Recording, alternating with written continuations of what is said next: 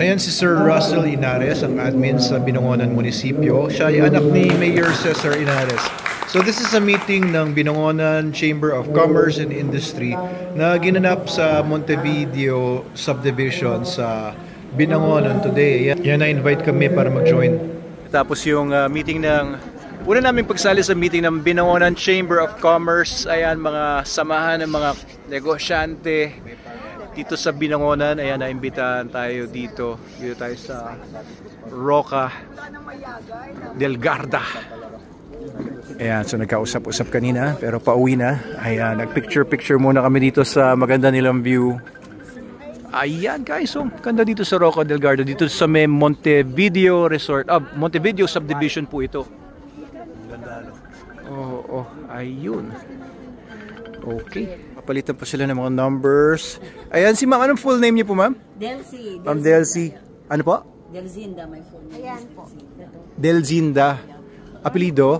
Agapito. Agapito. Sa kanila ito. Guys, so grabe oh. Ganda ng view dito. Pauwi na kami mga 6:30 na ng gabi.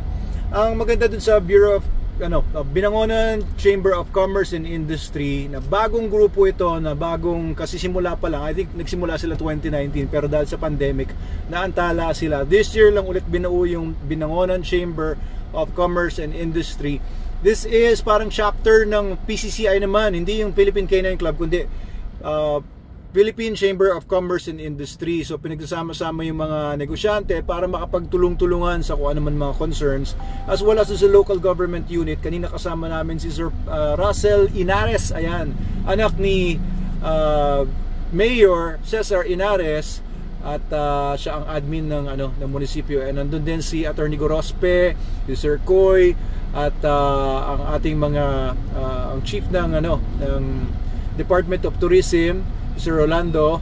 So sana po ay itong ang BCCI na kabahagi na ngayon tayo ay magdulot ng maganda, no? Isa sa mga kinonsern namin kanina ay itong traffic dito sa Binangonan, kasi sabi ko tiga-Angono po kami at araw-araw na pagpupunta ako dito sa resort namin sa May Manalo Resort Hotel, etong nasasagupan namin more than 1 hour of traffic one way. Kaya papaano lalakas ang turismo dito sa Binangonan kung hindi ito ma-address? So sabi nila merong si Attorney Gorospe, i-address daw nila ito, magkakaroon ng one ticketing whatever, parang may ticketing na gagawin sila para ito, kagaya nitong sasakyan nito nakaparada dito sa may kalsada. Ayan, yung mga tricycle nakaparada sa tabing kalsada, ay hindi na yan manatili dyan, dapat tinutow talaga yan para walang mga nakaharang. Tapos ayun, yung mga jeep doon hinto ng hinto, kaya tuloy hindi mag-flow na maganda yung traffic hanggang Angono to.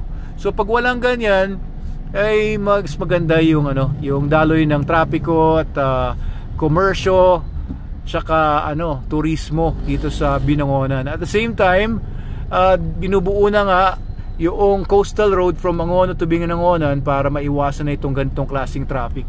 Pero mabubuo pa daw by 2028. Grabe, 4 years. Hihirit pa sa kanina pero hindi ko na nasabi. Sabihin ko sa inyo dito. Alam nyo yung Manalo Resort Hotel, yung swimming pool natin, sabi ng contractor natin 4 to 6 weeks bago buuin yun. Sabi ko no, we have to do it in 2 weeks. Kaya 2 weeks natapos yung swimming pool. And ang ginawa naming solusyon, paano namin pinaikli ng ganong kabilis?